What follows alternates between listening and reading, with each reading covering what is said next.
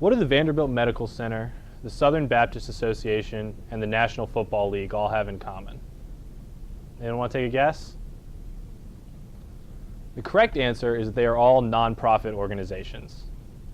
I saw a couple people look surprised out there, and I'm guessing that has to do with the last organization I mentioned. The first two seem pretty legitimate, right? We have a religious organization, a medical institution, and then the NFL.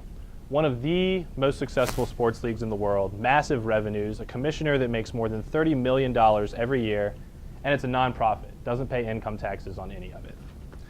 Today I want to talk about how corporations like the NFL abuse the lack of oversight in the nonprofit system to avoid taxes and maximize their own profits. My solution to this is the Fair Share Act, which would trigger an automatic IRS review of any nonprofit with more than $50 million in revenue. The root of this problem is a difference in the public perception of what a nonprofit is and the legal definition. The public perception usually has more to do with the first two examples I gave, churches, charities, medical institutions, but the legal definition has to do with the tax code, specifically Section 501c, which lists 29 different categories of organizations that can qualify as a nonprofit. Some of these are pretty obscure, like a business league, which is what the NFL originally qualified under decades ago. And once you qualify for this status, no one ever comes back and checks to see if the benefits that you're providing to society still outweigh the costs of granting nonprofit status to an organization like the NFL. And then the second part of being a nonprofit is you have to sink whatever profits you make back into your business. You can't distribute them to shareholders. But nonprofits are still allowed to pay huge executive salaries, have lavish offices all over the world, and spend their money on marketing. That's a huge one for the NFL. They do tons of marketing because it's one of the few legitimate ways they can spend their massive revenues. But the NFL is really just one of the most publicly recognizable faces of this problem.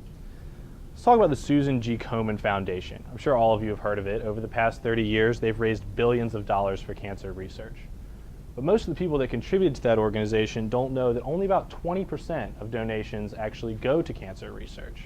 The rest goes to things like huge executive salaries. The CEO makes $640,000 a year, which is way out of line for a nonprofit of this size. The director of the Red Cross, which is an organization about 10 times the size of the Susan G. Komen Foundation, doesn't make nearly as much. And they also have to maintain a massive legal department because one of the foundation's primary activities is suing other nonprofits that try to use the color pink or the phrase "for the cure" in relation to breast cancer. They want to have a monopoly on those terms. That's not the behavior of a nonprofit trying to provide benefits for the people it claims to represent. That's the behavior of a corporation trying to corner a market and monopolize something to maximize its own profits. The lack of oversight that allows corporations like the NFL and Susan G. Komen to kind of operate within the rules but take advantage of the system also lets other foundations blatantly ignore the rules and get away with it for far too long. Right here in Nashville, the Maddox Foundation was founded to help charities all throughout the city, and when the original grantor of the money died, he left behind $100 million that was designed to help many different charities all throughout the city. But as soon as he was gone, the director moved the foundation to Mississippi because Mississippi will allow directors like that to have more direct control over the finances of the foundation that they're directing. Once he was in Mississippi, he started engaging in blatant commercial activities like buying minor league sports teams, flying the entire director's board around the world for lavish conventions and retreats, and paying himself more than $3 million over the course of 2 years. Finally, the heirs of Mr. Maddox sued and got roughly half the money brought back to Nashville to the original charities it was supposed to support. And that was after a 2-year court battle. So the original foundation was made, and more than 4 years later, only half the money ended up where it was originally supposed to go. And that was after a private entity had to come forward and bring suit. Nothing that the Maddox Foundation did raised any red flags with the IRS. So how do we solve this problem?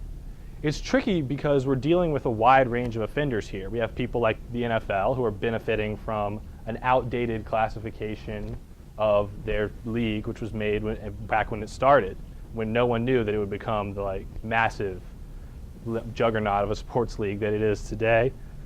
The Susan G. Komen Foundation, which just kind of misleads people about where the money goes, doesn't necessarily offer as good a disclosure as it should. And then things like the Maddox Foundation, which are just, those are the ones that are actually breaking the law. The only problem with those is finding and identifying them. But the Fair Share Act would automatically review all nonprofits when they reach $50 million in revenue to ensure that rules are being followed and that appropriate disclosures are being made to the people who make the donations, and that the benefits to society continue to outweigh the costs of granting that tax-exempt status. And then once they had been approved, they'd be reviewed every 5 years to ensure compliance. There are a couple of criticisms of this plan, the first of which is that the $50 million barrier seems very high. However, I think it's a good place to start because, like I said, each of these cases kind of has to be considered on an individual basis. So with the $50 million barrier, we can limit it to a very small percentage of charities, limit it to the largest charities, those that are most likely to abuse the system and act like corporations. And this would also protect what we think of as kind of traditional charities and nonprofits, your neighborhood church, the soup kitchen, or whoever is doing this work on a local level won't have to worry about this new level of oversight coming in and shutting them down because, at least in the beginning, we want to target only the very largest charities that are abusing the system on a national scale and really giving the entire nonprofit system a bad name. People are also concerned about the negative effect this could have on the nonprofits. If all of a sudden your organization has to start paying income taxes, that could have a negative effect on your ability to keep operating. So I would build in to my solution the ability to spend a year bringing yourself into compliance and then have the IRS reevaluate at the end of that year. So you take a year, for example, the Susan G. Komen Foundation could take a year and try to give better disclosure about where the money that they bring in is actually going. And then they can continue as a nonprofit from there. So that existing nonprofits aren't necessarily just forced to shut down because of this new measure. They're given a chance to kind of correct their course. But if at the end of a year, a corporation finds it can neither pay income taxes and remain effective or comport itself as a nonprofit should, then maybe that organization shouldn't be existing in the first place. Finally, this policy might be difficult to implement because it would really only work on a national scale. Like I said earlier, we don't want to target local charities. The offenders in this matter are mostly large-scale national organizations. So we can't really test this policy at the local level, which is what you would usually do when kind of implementing a bold new policy like this.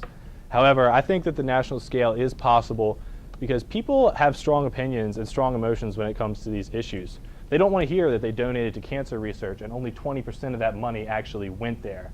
There was an example in Hawaii where a foundation was revealed to only be spending 2% of its revenues on actually improving the community, and the public reaction was immediate and massive. There were pickets outside the headquarters because people don't like to feel that they've been made to look like fools. They don't want to feel like they've been lied to and had their money stolen from them by people who promised to do good with it but then didn't necessarily follow through with that. So I think that there's a groundswell of emotion there that could help this policy be more effective than others being implemented immediately at the national level, which is really the only place where it could be effective and do the good that it needs to do. Nonprofits are an important part of our society, but that just increases the damage done by those who disregard the rules. My proposal will level the playing field and force these organizations to accept the consequences of their actions. Thank you. I